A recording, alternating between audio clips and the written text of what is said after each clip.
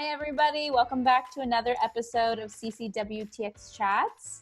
We have another awesome guest with us today. We have Ivette here, so we're so happy she could join us. Ivette, if you would like to introduce yourself and tell us a little bit about what you do. Sure. Hi, everyone. My name is Ivette Noriega. I am a Post-Doctoral Scholar at the Begun Center for Violence Prevention Research and Education in Cleveland, Ohio. So I actually work in conjunction with Case Western Reserve University, where we are able to study violence, the effects of violence, and prevention strategies related to anything that has to do with trauma, violence exposure, substance abuse, and suicidality. Okay. I don't know about you guys watching, but I'm totally geeking out over what Ivette does. It's so awesome. And, thank you for doing the work that you do. It's so necessary for everywhere. So I appreciate that, Ivette. So tell us a little bit about what led you to what you do now. Sure. So I grew up, I'm from the borderline community in West Texas of El Paso and Ciudad Juarez. And in my borderline community, in the beginning of the 2010s, I saw how the uprise in community violence exposure in Ciudad Juarez started to impact families, businesses, and particularly children. So that kind of led me to be really interested in understanding how violence impacts families and impacts children and their development. So I was very fortunate enough to stay in the area of West Texas. I was in Lubbock, Texas for a number of years where I did a psychology undergrad. And I was able to do my master's and PhD there.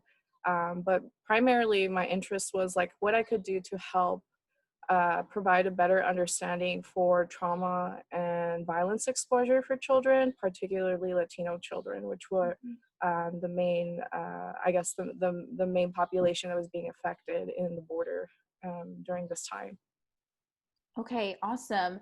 So, your job sounds like it can be really taxing for you. And what has been the biggest barrier in what you do? That's a really good question.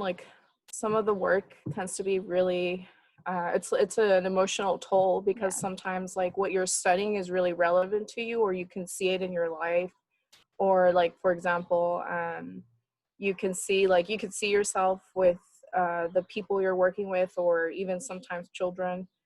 And I think one of the things that has helped me a lot was meeting, actually talking to the people that you do the same type of research that I do, having these open discussions of how we're feeling, also knowing when to take time off, and when to check out, and when to have space for you to kind of also process all these things that you're doing.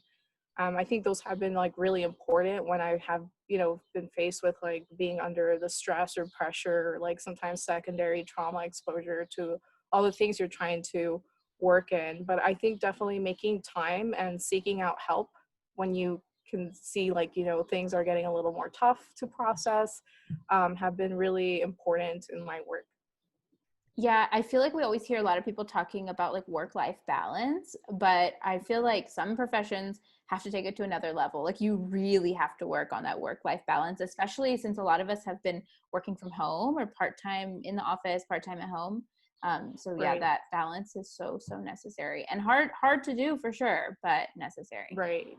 Yeah. No, I agree. Yeah. So my next question for you is, we've been talking to a lot of women that are just empowered and they're doing so great in their career and they've achieved so much. And we've been talking a lot about people that have doubted us in our lives, people that have put us down and made us feel inadequate for our successes. So have you ever had anybody tell you you're not good enough, or you can't do X, Y, and Z, or you'll never get your PhD? And how did you react to that? Yeah, I think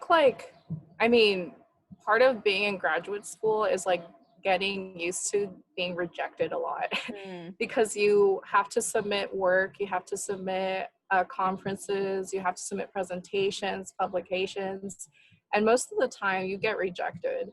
And sometimes it can be really taxing, especially like when you're looking at like intersectionalities, because not only are you going into the space that tends to be very white and very male dominated, but like, you know, you start to doubt yourself a lot. Like, do I really fit in? Like, am I really like supposed to be doing this work? So I've always kind of, for a long time, I tried to feel that energy, like, do I not belong, to like try to prove people wrong. I think that's been one of my protective factors, at least when like I trying to stick into the program, because like I tried to be very disciplined, and I tried to like, okay, this person's saying I can't do it, but I'm gonna show them, you know, I'm gonna prove them wrong, and show them that I can do it and I can make it. So I've tried to kind of just like change gears a little bit, and try to also trust myself, which can be very difficult, especially like I said, when in spaces where you are sometimes the first person that looks like you, that speaks like you, or going into these spaces.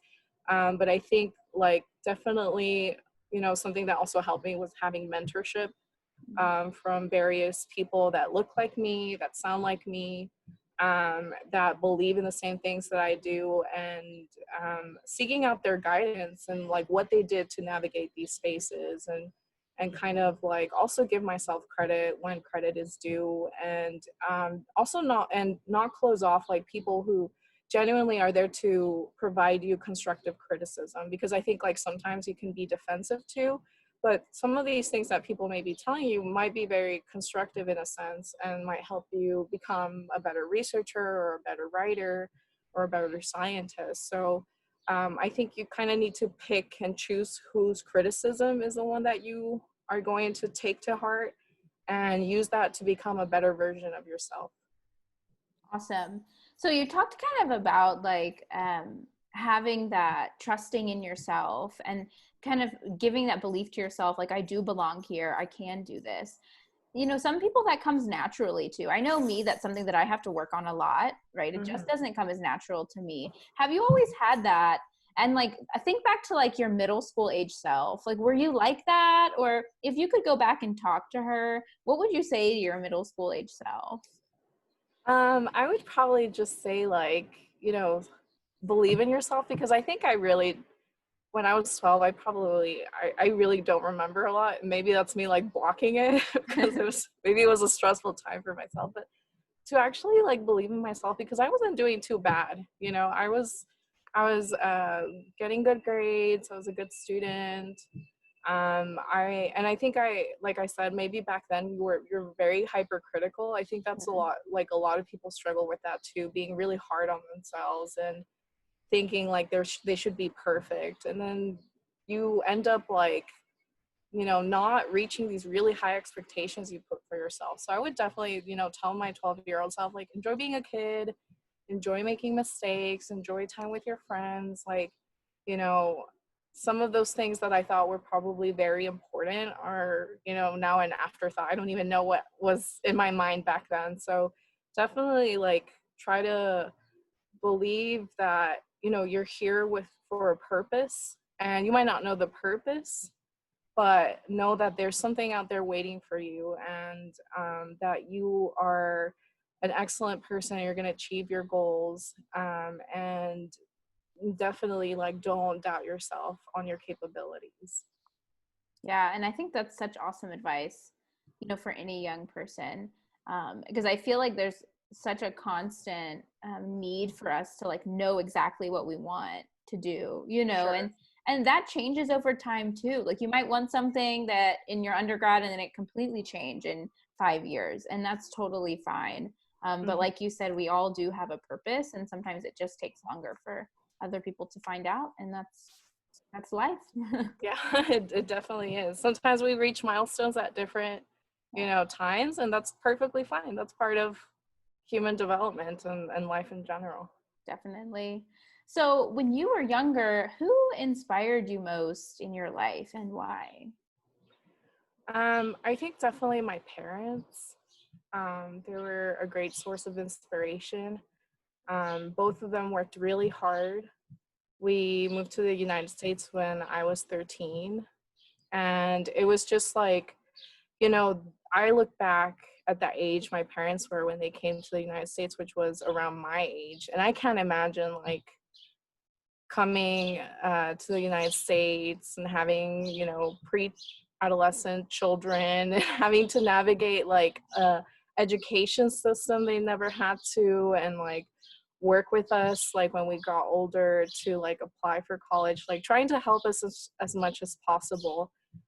So I look up to my parents a lot, because they were always a source of inspiration of hard work. You know, it's that immigrant mentality that you work hard, you grind hard, and if you keep doing what you're doing, and getting up every time you fall, and you just, you know, the more times you get up is what counts. That kind of like helped me a lot as a kid, having that type of example. Mhm. Yeah, that's great. I know it is really great to have, you know, those kind of role models teaching us those lessons. And I always say those role models don't always come in form of mom or dad, right? Like I tell teachers, like, you can be that role model for this kid, or this Yeah. mentor, you can be that role model. But it is so important. And, you know, we all have the chance to impact youth, and it is really important to do that. So we kind of talked about this a little earlier, but what do you do to avoid burnout, and what do you do for self-care? So it's been a little difficult lately, because something I love to do is travel. And there's a lot of travel restrictions right Yeah. now due to COVID-19. But I love traveling, and meeting new places, seeing new countries, or even like if it's like, you know, a 30-minute drive from Cleveland where I'm actually are, just to see a new scenery. I love traveling and learning about different places and cultures and histories. Something that really helps me is I have a dog, or actually I have two now. Um, and I sometimes joke because I say like the number of dogs are increasing because I'm more burnout, so I need more like puppy energy around Yeah. me. No, but I like to spend a lot of time with like my dogs, going outside, traveling. And I know that's not something very feasible sometimes, especially like, you know, it's just really hard to travel because either, you know, financial restrictions or travel restrictions or whatever. Yeah. So I also try to like use my energy to um, create art. I like doing artistic things.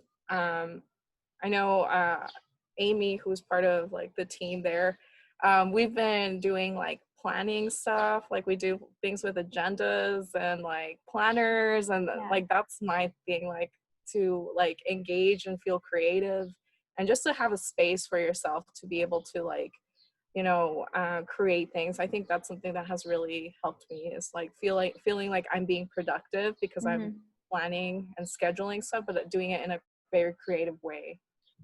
Yeah, I think it's so important to find that creative outlet, whether that be, like you said, like journaling, that brings out that creativeness in you, or like nature, going outside, or music, whatever it is. It is so important to kind of find that little avenue. And each person is so different. But Yvette, thank you so much for sharing this like little piece of wisdom with us and No being here. problem. Yeah, it was great hearing just kind of what you have to say and your journey. And I appreciate everything that you're doing. And thank you for being here with us. Thank you. Thank you for having me. Of course. Guys, go ahead and like this video. Don't forget to subscribe to our YouTube channel. We'll see you guys next time. Bye.